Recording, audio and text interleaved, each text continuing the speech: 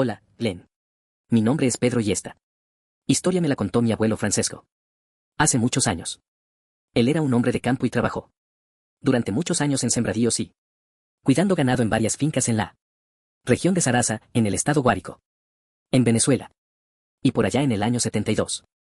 Le ocurrió una de las cosas más horrendas e inexplicables que ha vivido. Todo comenzó cuando Francisco aceptó cuidar la finca de un señor bastante calmado que había conocido por contacto de su padre, mi bisabuelo. Llevaba poco de conocerlo, pero se había notado que ese hombre, quien llamaré Venancio, tenía una energía un poco extraña, como si fuera a desmayarse en cualquier momento o a quedarse dormido. Por otro lado, mi abuelo me dijo que Venancio era muy elegante a pesar de hacer trabajo de campo. Vestía un traje blanco muy elegante y planchado, y siempre estaba sonriendo. Volviendo al trabajo que mi abuelo debía hacer, Venancio le pidió que cuidara su finca por una semana, ya que se iría de viaje para resolver unos negocios en Valencia. Le ofreció una paga bastante buena para la cantidad de días que iba a estar en la finca y le dijo que podía hacerlo que quisiera y usar las cosas en la finca siempre y cuando la mantuviera segura y evitara que los vecinos metieran el ganado para el terreno, porque ya había tenido varios problemas con ellos. El trabajo parecía sencillo, pero poco. Antes de partir, el señor Venancio le dijo a mi abuelo una cosa que marcaría el tono de la próxima semana, que había olvidado decirle que podía ir a cualquier parte de la finca, menos a la capilla que estaba junto al establo. Que no abriera la puerta y que se olvidara de la capilla de ser posible. Mi abuelo dijo que estaba bien, ya que nunca fue un hombre curioso.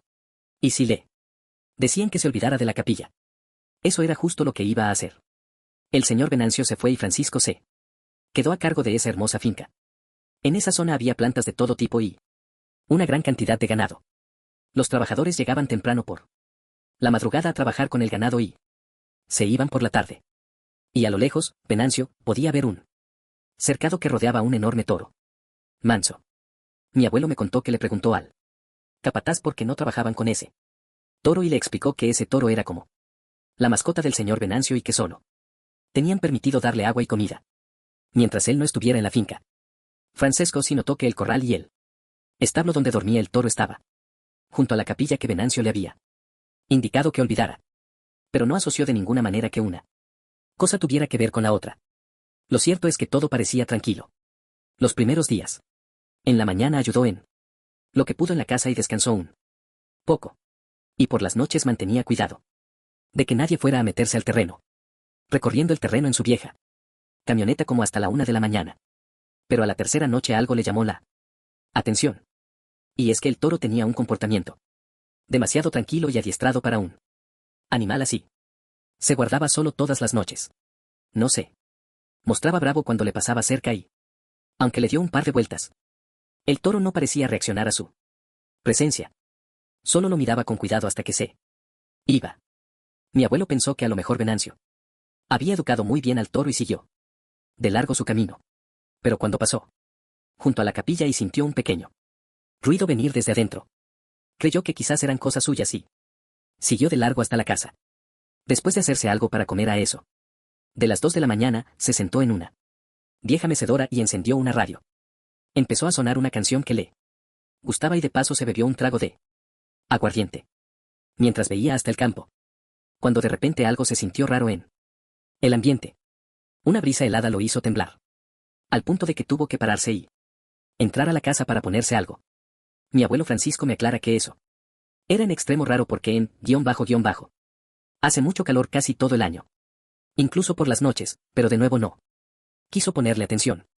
Al regresar, escuchó como uno de los caballos que usaban los trabajadores a diario relinchaba con furia y fue corriendo a ver qué ocurría en el establo.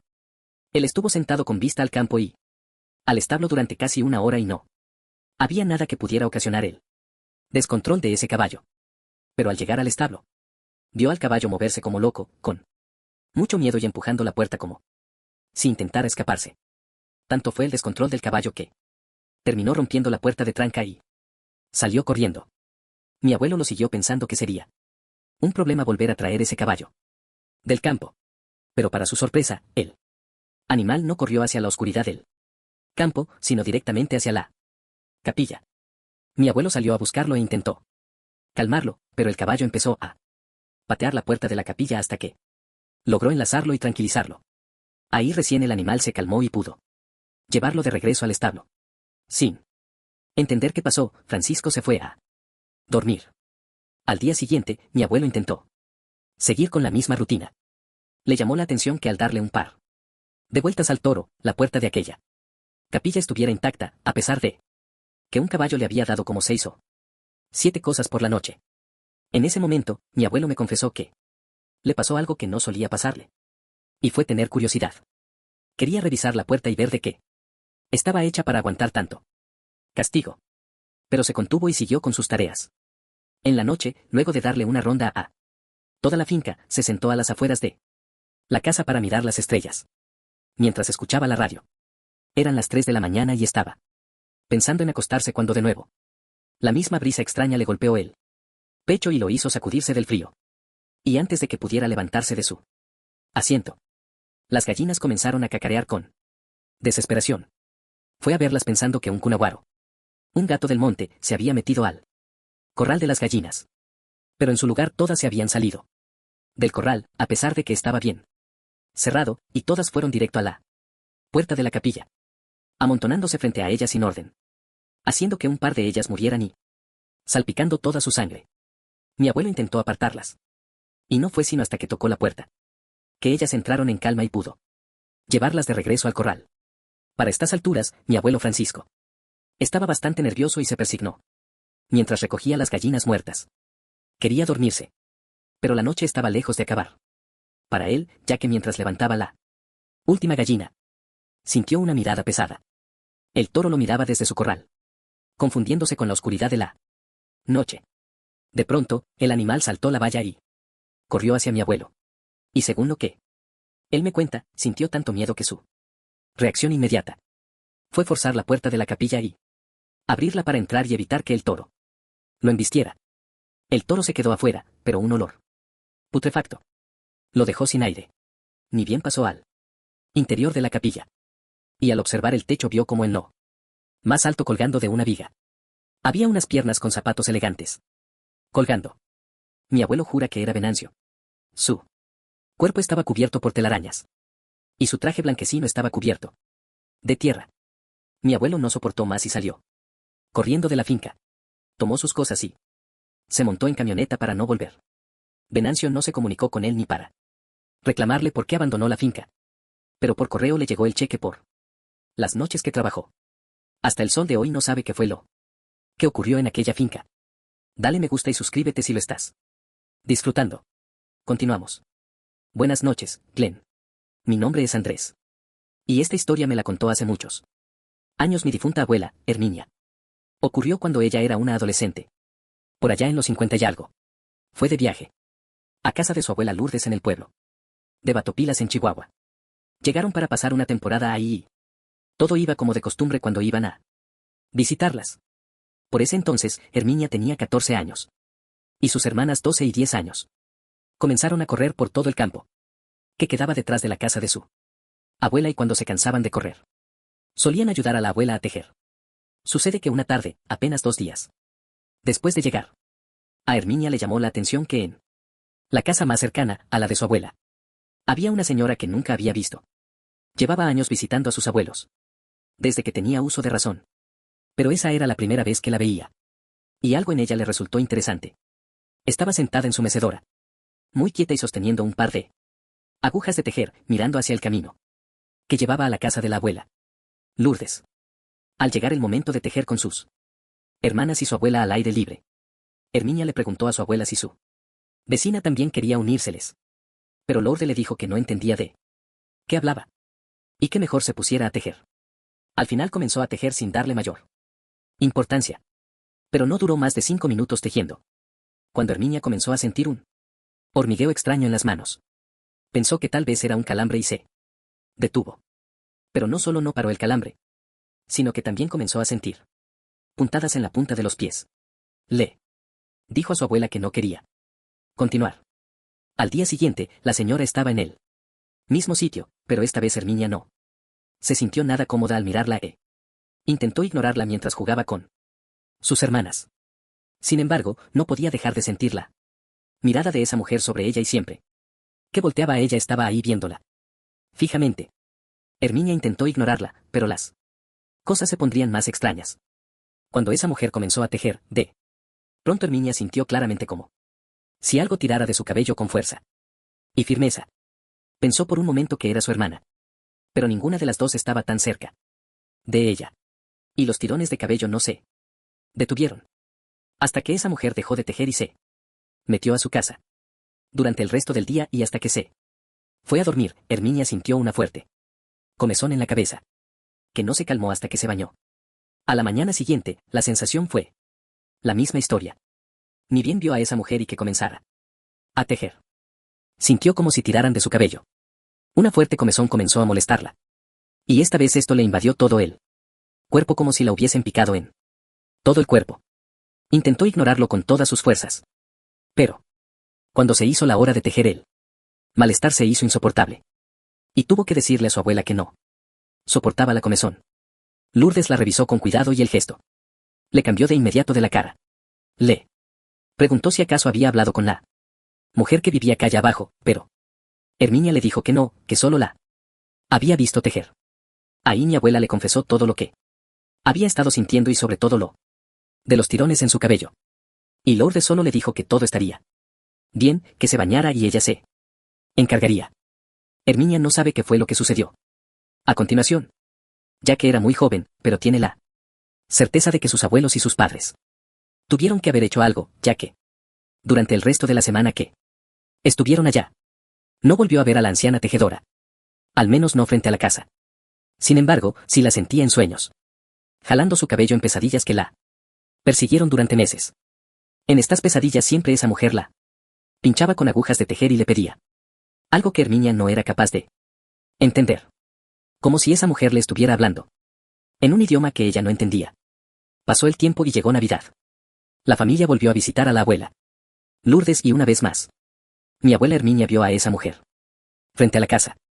Pero esta vez la anciana no le dirigió la mirada. Solo se quedó en silencio viendo hacia el frente sin agujas de tejer. Esa fue la última vez que Herminia la vio en persona.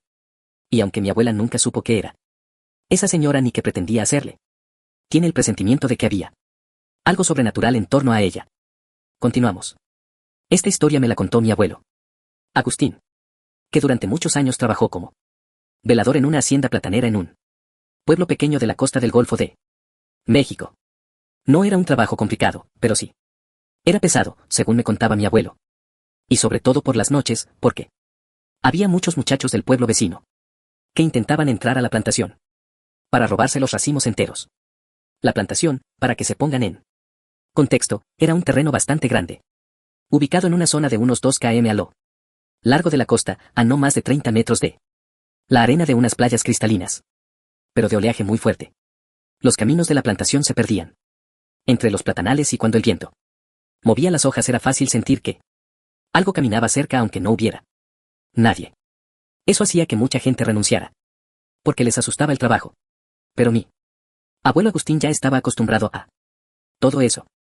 Él se había criado en el pueblo de la costa y conocía los ruidos normales del campo. Sabía distinguir cuando era un animal y cuando era una persona robando. O cuando algún borracho del pueblo se metía a cortar plátano sin permiso. Por eso cuando aquella noche escuchó varias detonaciones al fondo del terreno, supo que no era algo común. Al principio mi abuelo se quedó quieto, tratando de ubicar de dónde vinieron esos ruidos. Fueron como 3 o 4 estallidos. Secos, claros y demasiado cercanos para ignorarlos. Pensó que tal vez se habían metido cazadores o ladrones armados y eso lo puso nervioso porque él estaba solo en la hacienda. Pero mi abuelo Agustín me dijo que por esa época era muy imprudente. Y en lugar de ir a llamar a la policía, desde el teléfono de la casa grande, agarró la escopeta, su linterna y salió de la caseta, sin hacer mucho ruido para revisar qué había sido todo ese ruido. Mi abuelo avanzó por uno de los caminos principales del platán alumbrando hacia los lados, pero la luz apenas alcanzaba a mostrar los troncos y las hojas grandes de plátano. La noche estaba muy oscura y nublada y le costaba distinguir algo. No veía a nadie, aunque cada tanto escuchaba algo moverse entre las matas. Un sonido diferente al que estaba Acostumbrado. Mi abuelo intentó convencerse de que era el viento mientras más caminaba, pero jamás avanzaba. Más sentía que esos ruidos no venían de un solo punto, sino de varios lados al mismo tiempo. Y todos alrededor de él. Siguió avanzando porque pensó que sí. Eran ladrones. Tenía que espantarlos. Antes de que se metieran más al terreno.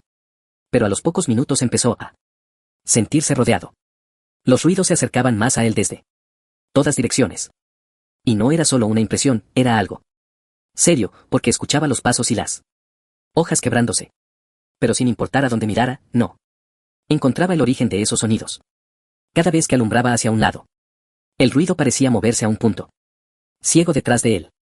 Mi abuelo Agustín comenzó a decirme que lo que más le molestaba no era solo escuchar, sino que poco a poco comenzó a ver algo. Pero nunca, claro, solo sombras entre los tallos y las hojas moviéndose como si alguien acabara de pasar por ahí. En ese momento, Agustín pensó que podían estar preparándole una emboscada. Y que lo estaban haciendo caminar hacia una parte más cerrada de la plantación. Para quitarle el arma y matarlo. Entonces levantó la escopeta. Y disparó al cielo como una advertencia.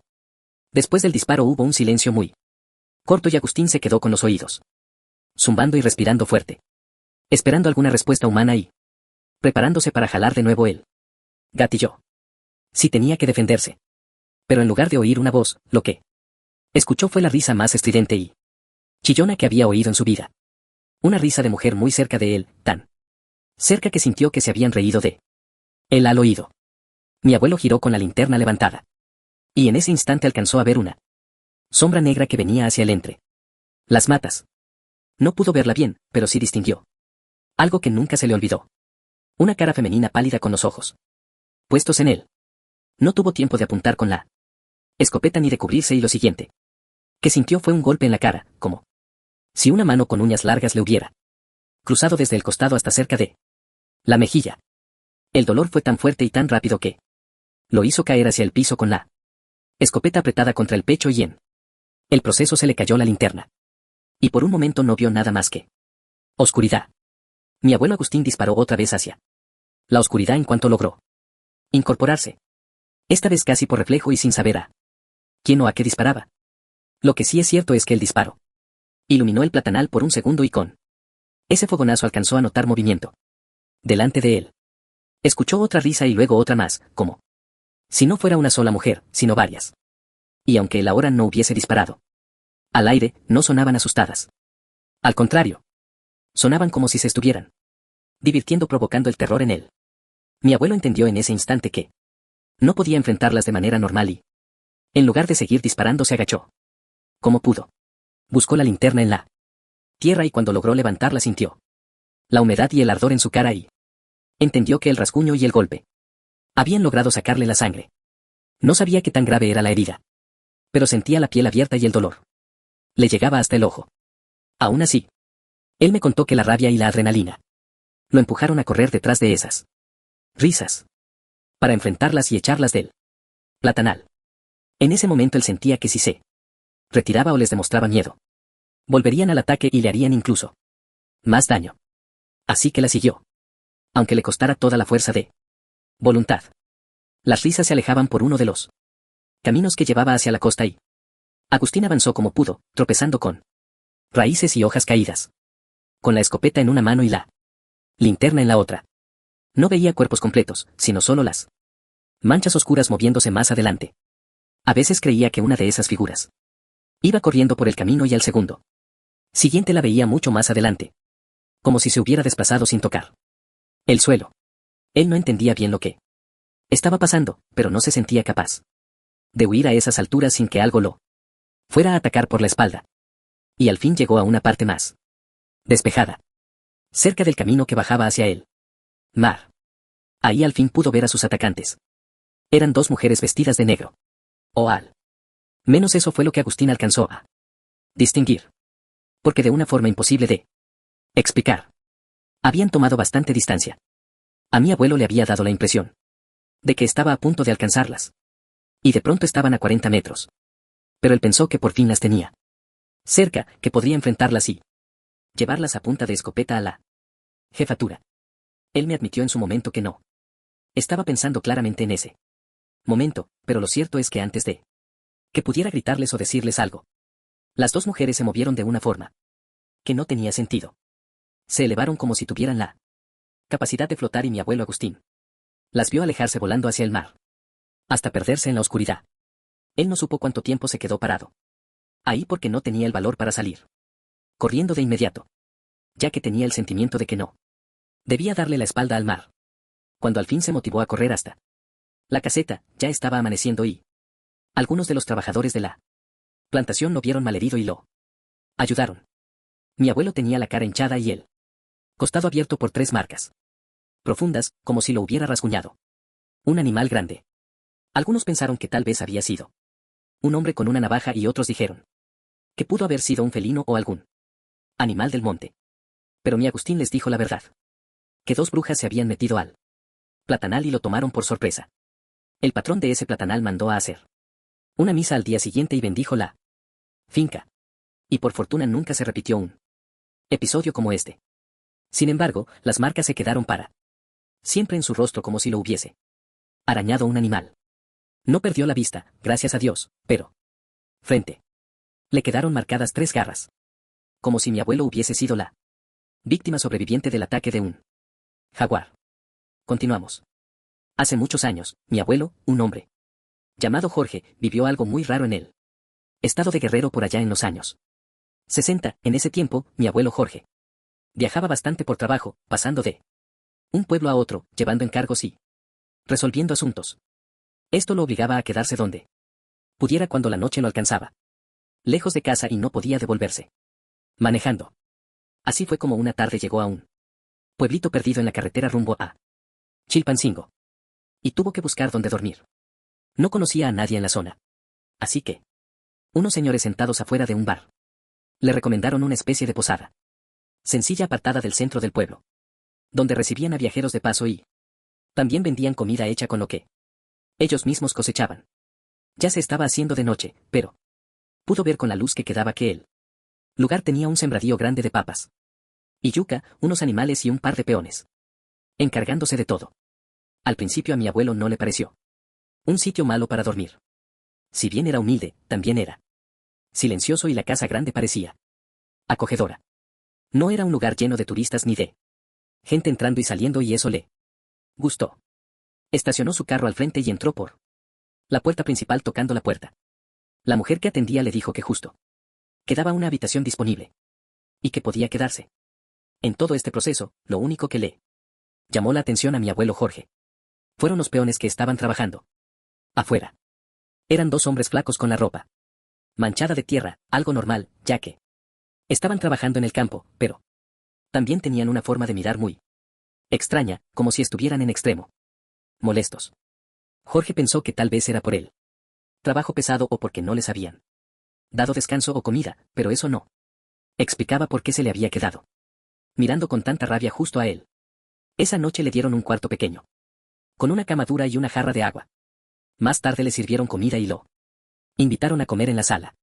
Papas servidas y algo de carne guisada con una salsa espesa que olía fuerte. Mi abuelo Jorge tenía hambre, así que empezó a comer sin pensarlo mucho, pero después de los primeros bocados sintió un sabor extraño. No era que la comida estuviera completamente mala, sino que tenía una textura rara, como si algunas partes no terminaran de deshacerse al masticar. También había un gusto amargo que se le quedó pegado en la lengua y que indudablemente venía de la salsa. Ahora, si bien la comida sabía raro, lo más extraño y por mucho no fue la comida, sino la pesada e inquietante mirada de esos trabajadores que aún a esas horas seguían en el campo, aunque la luz del sol estaba muriendo en el horizonte. Lo miraban con rabia desde afuera, como si se conocieran de antes y él les hubiese hecho algo. Poco después, cuando el sol se ocultó por completo, desaparecieron. Pero mi abuelo se quedó con esa sensación rara en el cuerpo. Sin embargo, mi abuelo no se quiso sugestionar, ya que estaba acostumbrado a viajar y a comer en distintos sitios. Solo pensó que la carne estaba sazonada de una forma diferente, y que esos jornaleros veían mal a todo el mundo. Siguió comiendo hasta que se lo terminó todo y se fue a su habitación con la esperanza de poder dormir e irse a la mañana siguiente. Esa noche Jorge no pudo dormir casi nada. Y primero fue por el estómago. Le rugían las tripas como si hubiese comido carne en mal estado y sentía fuertes punzadas que lo hicieron arrepentirse de comer ese guiso tan extraño. Pero pasadas las 12 y sudando frío por el dolor estomacal, comenzaron a oírse nítidamente varios golpes secos afuera de su habitación, desde la pared que daba al patio de la posada. Intentó ponerles atención y claramente eran herramientas de arado y voces bajas, que él no alcanzaba a entender. Era imposible que a esa hora esos dos hombres siguieran trabajando ahí. Se asomó por la ventana para confirmar que no había nadie, pero para su sorpresa vio a los dos peones caminando hacia los sembradíos con una lámpara.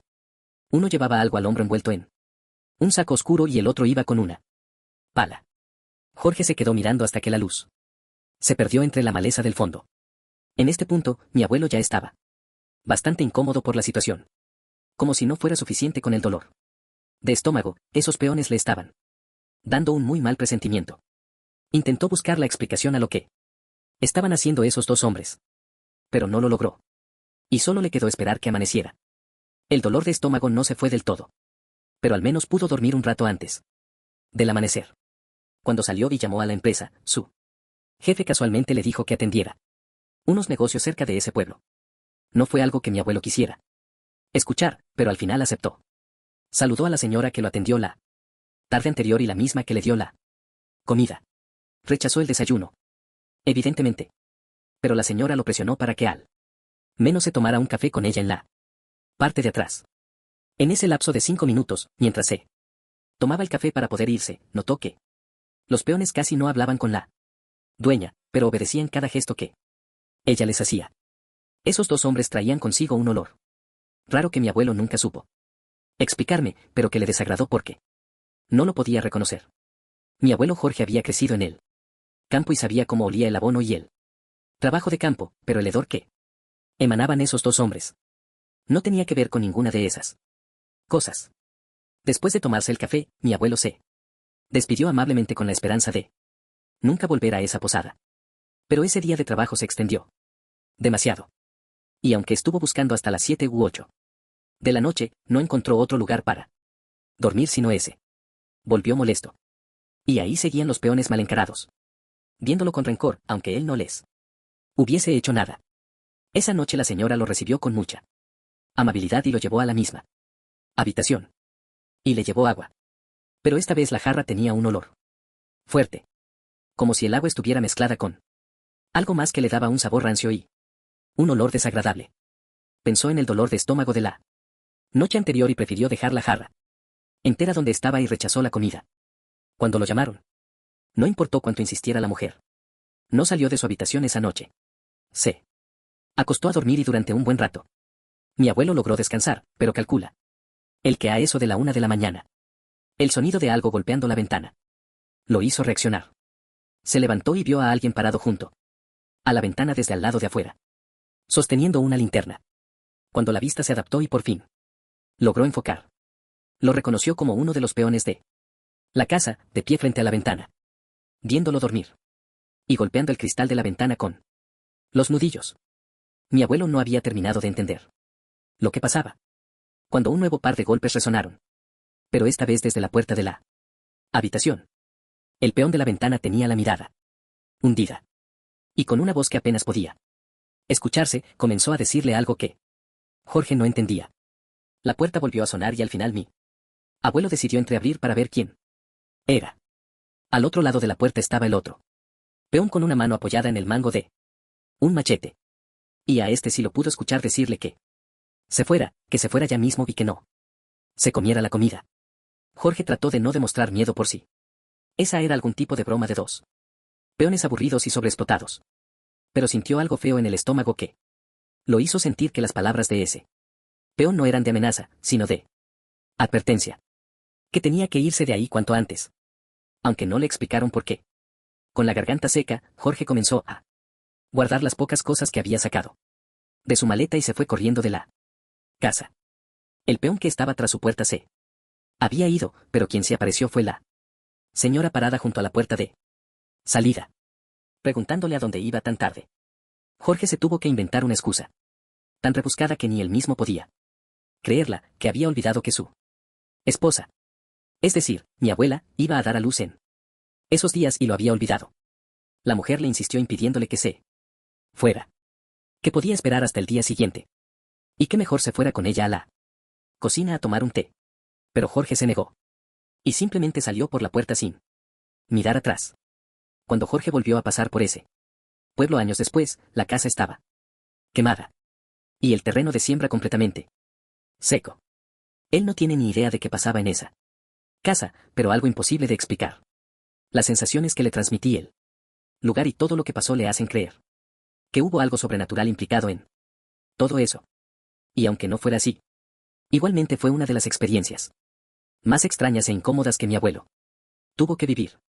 Continuamos. Esta historia le pasó a mi abuelo, un hombre llamado Doroteo, cuando todavía era joven, allá por el año 49.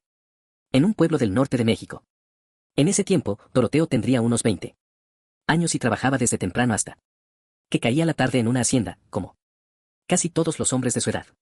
Mi abuelo no era alguien miedoso ni supersticioso. Y más creía que las historias raras eran todas exageraciones que la gente contaba cuando no tenía nada mejor que hacer. Pero eso cambió una tarde cuando iba caminando rumbo a su casa después del trabajo. El camino a su casa desde la hacienda era largo y cansado, sobre todo después de una jornada pesada. Doroteo iba con las manos adoloridas y con la cabeza pensando en la comida que seguramente lo esperaba en casa. No estaba poniéndole atención a la calle, aunque sabía que ya estaba cerca de su barrio, cuando vio más adelante a una mujer mayor caminando despacio mientras cargaba varias bolsas grandes. Mi abuelo me dijo que no tuvo que acercarse demasiado para reconocerla. Era la señora Luzmila, una ancianita que vivía como 2 cuadras antes de su casa. Nunca había hablado con ella directamente, pero sí sabía que la señora Luzmila se llevaba bien con su mamá y todo eso. Además, Doroteo la había visto muchas veces sentada afuera saludando a los vecinos o caminando. Las bolsas que llevaba esa tarde se veían demasiado pesadas para ella y por eso él no lo pensó mucho y se acercó con respeto para decirle que podía ayudarla. La señora Luzmila aceptó enseguida sin hacerse de rogar y Doroteo tomó las bolsas esperando sentir peso, pero no. En realidad estaban bastante más ligeras de lo que pensó. Eran incómodas, eso sí, y parecían llenas de cosas duras, como libros o comida apretada. Pero nada que un muchacho fuerte como él no pudiera llevar. Empezaron a caminar al ritmo de ella, lento y arrastrando los pies, mientras la señora iba hablando con voz tranquila, como si aprovechara la compañía para soltar cosas que tenía guardadas. Le contó que extrañaba mucho a sus nietos y que le dolía no poder verlos más, pero que aún así se sentía contenta, porque al fin iba a poder ver a su esposo. Doroteo escuchaba sin interrumpir, pensando que tal vez la anciana estaba triste o que hablaba de alguna enfermedad que estaba molestándola y por eso daba por sentada su muerte. Pero mientras avanzaban, Doroteo empezó a notar algo raro. Las bolsas se sentían más pesadas que al principio.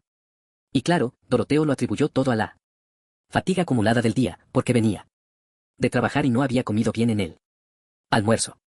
Se cambió las bolsas de mano, pero poco a poco el peso seguía aumentando, como si las bolsas se estuvieran llenando cada vez un poco más, hasta el punto que le comenzaron a doler los dedos y las muñecas. Incluso también le comenzaba a doler la planta de los pies, como si estuviera cargando un peso imposible que lo estuviera hundiendo en la tierra. Pero de nuevo el orgullo evitó que dijera algo y lo atribuyó todo al cansancio. Le parecía ridículo admitirle a una señora mayor que no podía con unas bolsas. Así que siguió caminando. La señora Luzmila, por su parte, no parecía notar el esfuerzo que estaba haciendo Doroteo y caminaba con calma, sin dejar de hablar de los buenos momentos que había vivido hasta entonces. Hablaba de sus nietos, de su casa y de su esposo, como si todo eso estuviera muy cerca y muy lejos al mismo tiempo. Pero mi abuelo no sabe si era por el mismo cansancio que lo estaba abrumando, o quizás porque era muy joven que no se dio cuenta de que la señora Luzmila hablaba de una manera demasiado melancólica, como si estuviera añorando la vida. En lugar de ponerle atención a la señora, Doroteo empezó a sudar frío, poniendo toda su atención en las bolsas. Las manos le ardían y sentía que las bolsas se le clavaban en la piel cada vez que intentaba levantarlas un Poco, parecía que algo desde adentro tiraba hacia abajo.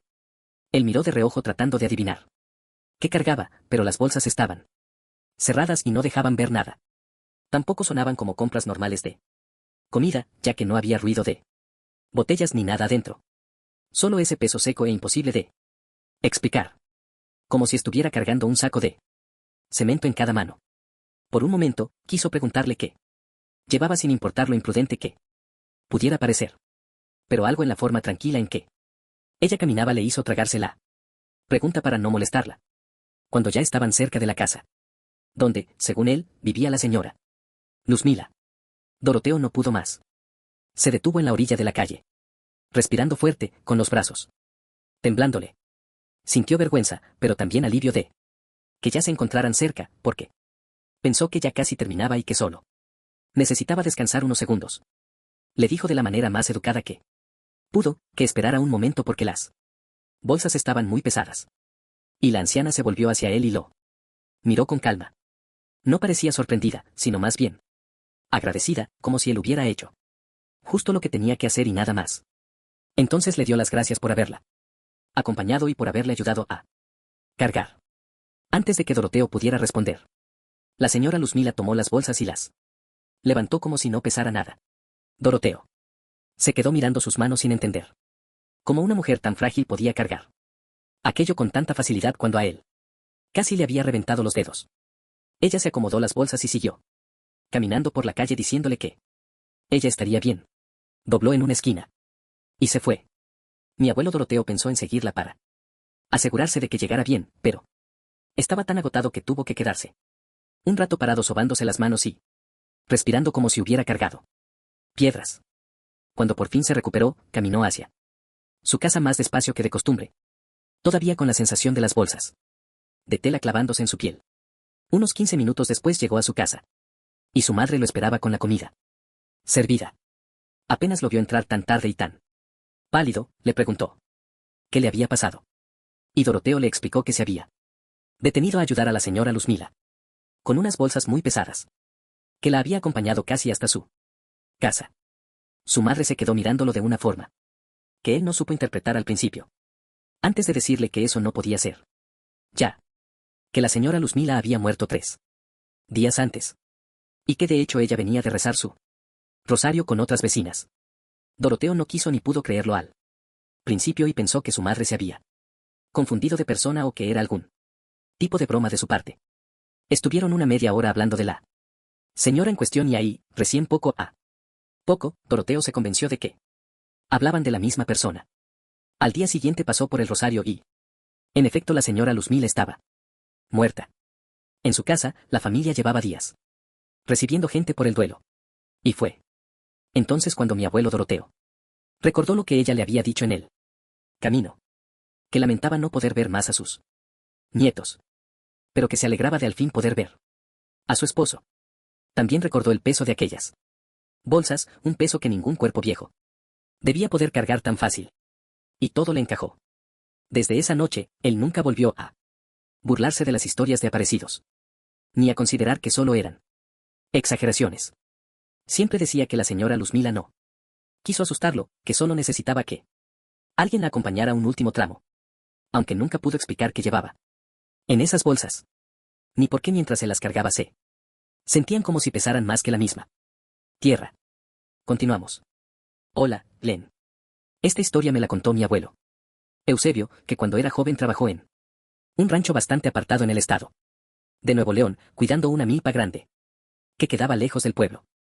En ese tiempo no había luz eléctrica por esos lados, o al menos no en aquella parte del campo. Así que cuando caía la noche todo quedaba a oscuras. Y mi abuelo apenas contaba con una lámpara de aceite para moverse y cuidar el lugar de ladrones. Y ver a los animales escondidos.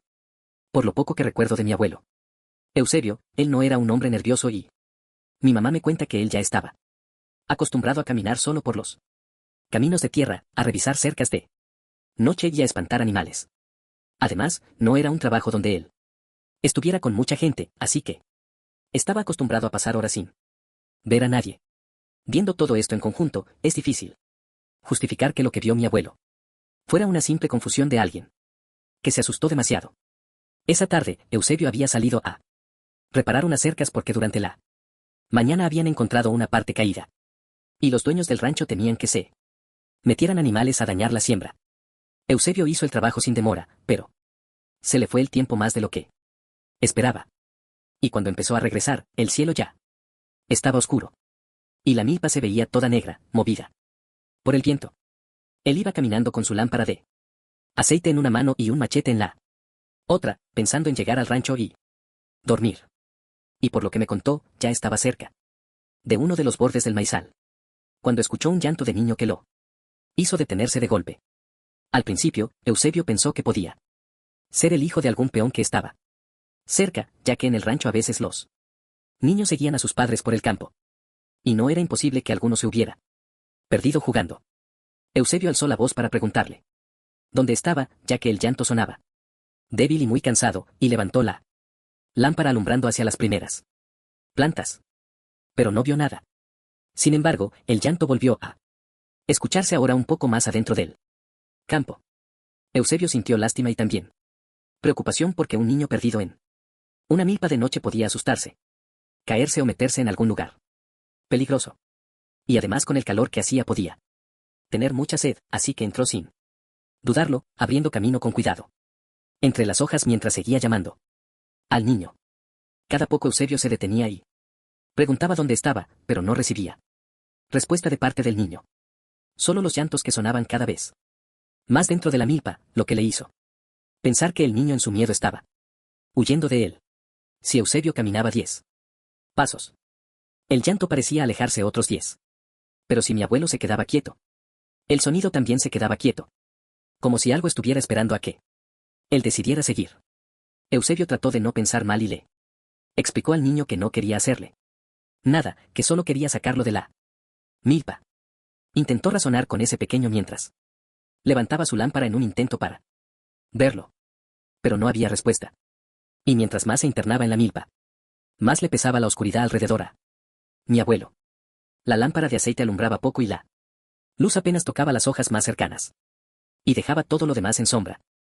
Eusebio empezó a notar que ya no escuchaba el rancho en el que debían haber personas todavía. Solo el roce de las hojas contra su ropa. Y sus propios pasos, además del llanto, que parecía alejarse de él. Mi abuelo comenzó a frustrarse y sintió un malestar en el pecho porque no estaba seguro de por dónde había entrado. Él conocía el lugar, pero esa milpa era gigante. Y aunque él llevara años ahí, todavía era posible perderse. Sobre todo de noche y con una lámpara tan débil como única fuente de luz. De pronto le gritó al niño que si no quería pasar la noche en la milpa, mejor se fuera detrás de él. Porque ya se iba.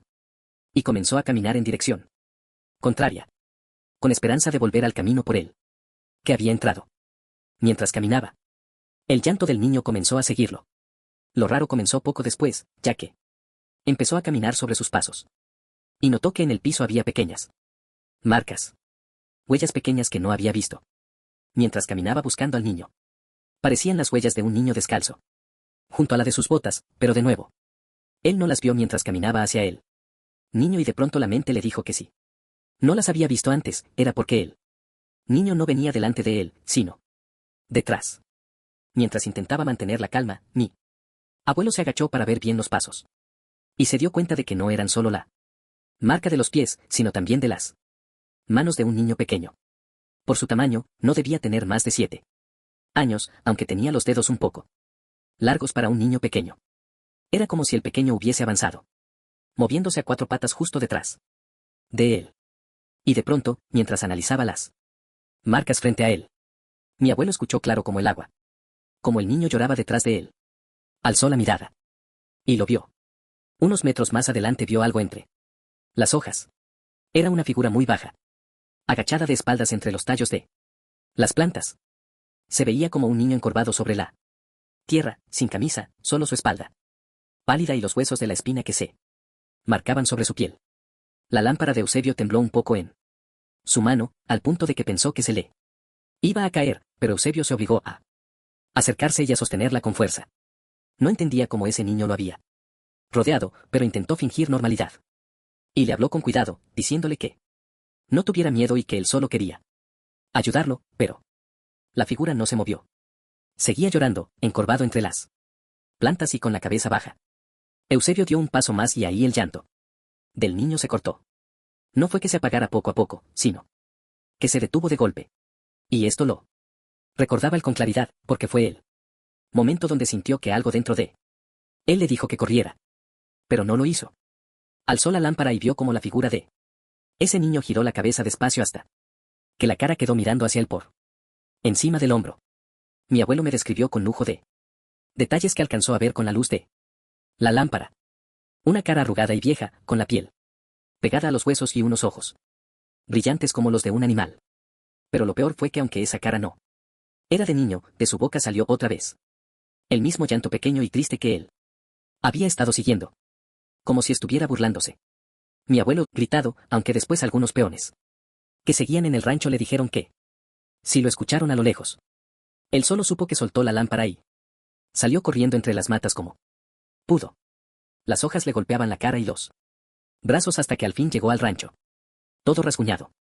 Y mientras corría, juraba que podía escuchar pasos detrás de él golpeando la tierra como si esa cosa que había visto lo estuviera persiguiendo. Al amanecer, varios hombres fueron a revisar pensando que quizás si había un muchacho perdido. Buscaron entre los surcos. Caminaron hasta las cercas y revisaron. Donde Eusebio desea haber escuchado el llanto, pero no encontraron a ningún niño. Lo único que hallaron fueron marcas de manos pequeñas alrededor de la cerca que él había estado arreglando esa tarde, dando vueltas por la zona como si algo hubiera estado observándolo antes de llamarlo hacia adentro. Eusebio nunca supo qué fue aquello. Si un fantasma, un demonio, o si acaso era un animal horrible capaz de imitar el llanto de un niño. Lo único cierto es que él contó esta leyenda hasta el día de su muerte como la noche más aterradora de su vida. M.